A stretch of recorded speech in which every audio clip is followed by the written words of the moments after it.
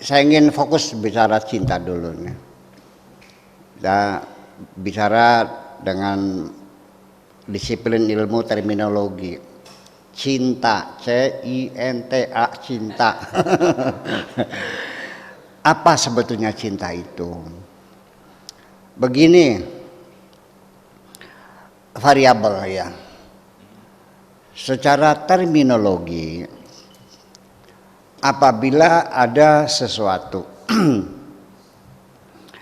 terjadi modifikasi, satu perkembangan atau langkah selanjutnya, sudah terdapat beda dengan bentuk aslinya, itu tidak bisa tidak, untuk membedakan maka diperlukan terma.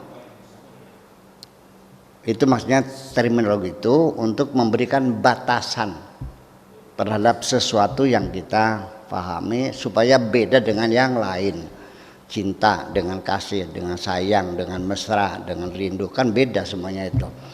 Nah, cinta sendiri kan punya tahapan-tahapan, makanya perlu kita waspadai. Sebetulnya orang itu baru sifatnya mengagumi, sudah keburu menyebutkan aku cinta, keliru.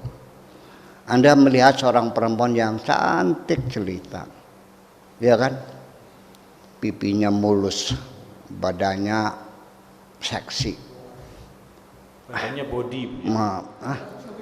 Matanya body. Badannya body. Oh body.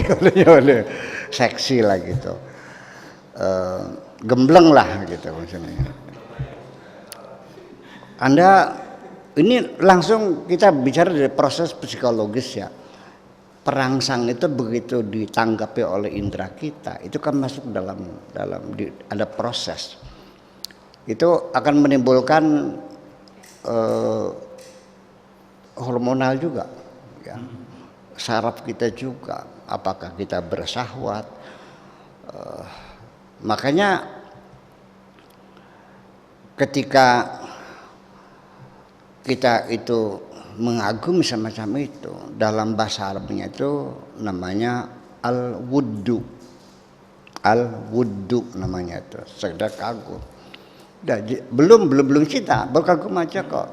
Mungkin keanggunannya, mungkin kesantunannya, mungkin intelektualitasnya dan sebagainya, itu baru al-wuddu saja. Nah, tetapi ketika sudah berkenalan, sudah tukar nomor HP, sudah kirim SMS, aku rindu, itu sudah bukan al-wuddu lagi namanya, itu namanya al-ishqu. Nah, kalau sudah janjian, udah ketemu, sudah nginep di hotel bareng-bareng, itu namanya al-gharamu. Ini istilahnya seperti gitu, nggak tahu di bahasa Indonesianya mesti ada. Nah, nanti akhirnya semua keluarga besar setuju, terjadilah perkawinan. Setelah menjadi suami istri, itu namanya berubah lagi, namanya al-mawaddatu. Kenapa diberi modal? Ya berbeda. Ketika seorang suami mencintai istrinya, itu kualitasnya berbeda. Ketika masih pacaran mah yang dibayangkan bokongnya, yang dibayangkan pahanya, yang bayangkan itulah kan. Artinya masih erat hubungannya dengan seksual.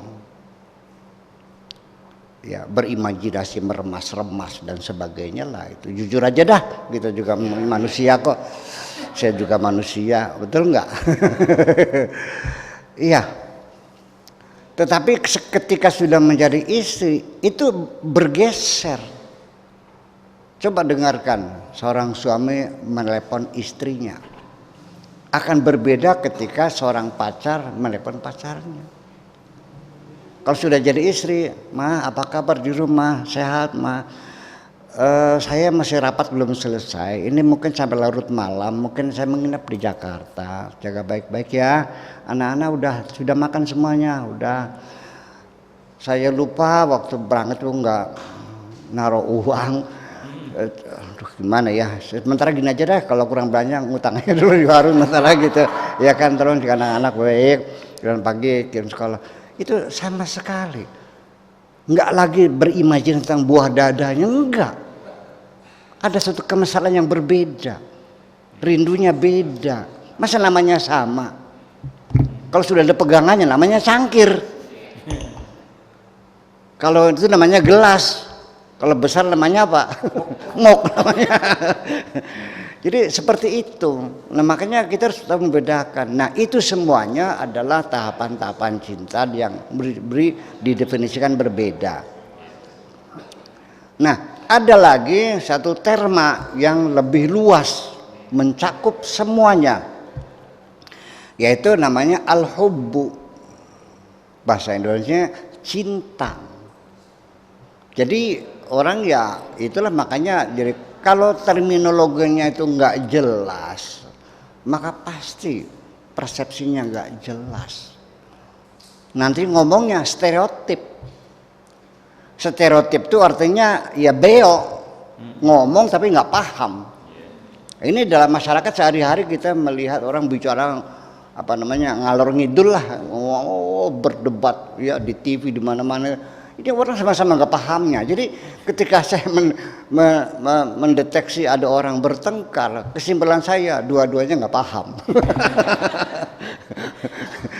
Itu persoalannya. Nah kalau al-hubbu itu masuk ke mana saja. Mencintai tanah air namanya hubbul watan. Mencintai diri namanya hubbun nafas. Mencintai dunia namanya hubbud dunya. Mencintai jabatan ya hubbur riyasah, hubbul jah. Mencintai Allah namanya hubbullah, hubbur rasul dan semuanya. Nah akan tetapi nanti pada akhirnya dari semua cinta yang berbeda-beda itu namanya cinta tanah air namanya patriotisme atau nasionalisme. Cinta Allah namanya apa, muqarrabun atau apa ya, iya al-muhibbun dan sebagainya. Tetapi dari semua itu ada substansi yang sama pada keduanya, pada semuanya itu, yaitu keinginan untuk berkorban. Awas, kalau belum ada keinginan berkorban untuk yang kau cintai, berarti cintamu palsu semuanya. Iya, kalau kita mencintai istri, ya artinya bahwa ada keinginan untuk berkorban untuk membahagiakan istri.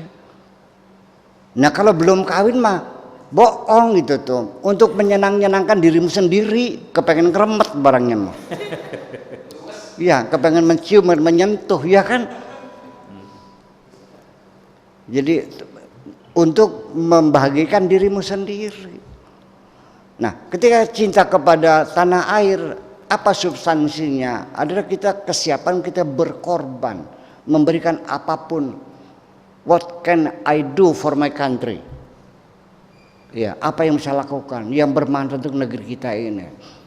Ya, punya tanah diwakafkan tanahnya, kan punya ilmu diabdikan ilmunya untuk mencerdaskan anak-anak bangsa itu. Kalau cinta kepada Rasulullah, ya adanya kerinduan, rasa syukur dan terima kasih yang telah memperkenalkan Allah kepada kita. Dia yang memperkenalkan dan dia yang memberikan suatu percontohan untuk kita sebagai standar moral. Ya, standar moral yang luhur, yang mulia, bukan yang kejam, bukan yang sadis ya. Saya nggak percaya Nabi sadis tuh. Ya, nggak percaya saya. Mulia, sangat mulia sekali kok. Artinya sekali lagi nggak masuk di pikiran saya bagaimana saya mencintai Kanjeng Nabi Muhammad.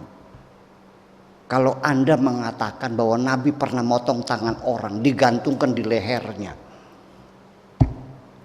mencungkil mata orang, dipotong tangannya, dicungkil matanya, dibuang padang pasir 7 orang, ceritanya itu nggak masuk akal. Bagaimana saya bisa merindukan orang seperti itu daripada saya menghilangkan kerinduan saya? Masih mending saya pending saja cerita itu. Ya, itu persoalannya. Ya. Nah, terus tentang tadi yang Pak Salahuddin Nah, menemukan jadi cinta artinya kepada bahwa cinta kepada tanah air ya kita artinya berkorban untuk memajukan tanah air kita. Cinta kepada perempuan ya untuk membahagiakan perempuan yang kita cintai. Cinta kepada Allah juga sama, ingin menyenangkan Allah. Makanya ibtigha'a mardatillah itu bagaimana caranya menyenangkan Allah. Selama ini engkau beribadah kepada Tuhanmu, menyenangkan dirimu atau menyenangkan Tuhanmu. Nah, itu persoalan. Ya. Jadi ternyata bahwa kita ini ya selama ini mengatakan ibadah tapi menyenangkan diri kita sendiri. Kenapa kalau sholat rajin, paling sodakoh jadi medit banget kamu nih? Soalnya kan sholat nggak pakai modal, nggak ngerogoh kocek ya. Iya, mudah kan nggak bayar gratis. Tapi kalau infak sodakoh kan ngeluarkan duit, namanya. Dan ternyata kita jujur saja, banyak sekali kita mengatakan aku cinta kepada Tuhan, tapi ternyata Anda tidak pernah mencari ridha Allah. Ridha itu senang. Makanya radhiyallahu anhum wa radu anhu. Allah senang kepada mereka, mereka juga saling menyenangkan. Jadi cinta kepada Allah itu adalah bagaimana caranya Allah senang. Sekarang saya menanya, apakah Allah senang engkau mencaci maki orang? Apakah Allah senang engkau menyalah-nyalahkan orang? Coba artinya begini. Nah, lalu selanjutnya Bapak Kiai Salahuddin, Anda mencintai saya. Posisinya sebagai guru lah. Wajar kan? Mencintai gurunya. Maksudnya apa? Artinya ya ceramah-ceramah saya Anda dengarkan, direkam ya. Sajak-sajaknya yang menyejukkan menjelang tidur didengarkan kan gitu. Kan gitu. Kemudian juga seperti barusan saja ada yang kirim baju tiket dari Jogja, apa siapa namanya tuh? Kabenuk. Ya, dari Jogja. Dia terima kasih kirim baju kan. Dia menyenangkan saya. Dan ternyata warnanya itu sesuai dengan selera saya. Warnanya coklat. Jadi ketika Anda ingin menyenangkan Allah juga tidak membabi buta, harus ada standarisasi. Apa caranya?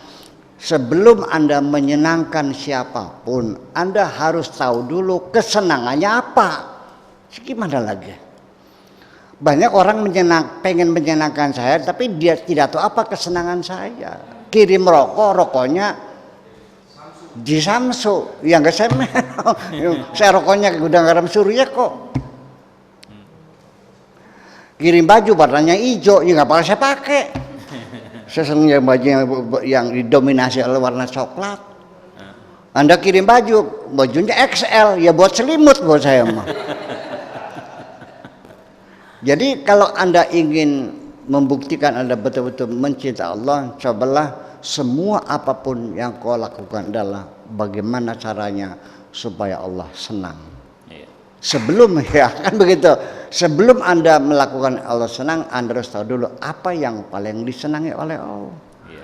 Ternyata yang paling disenangi Allah adalah ketika Anda selalu senang apapun yang diberi oleh Allah. Makasih.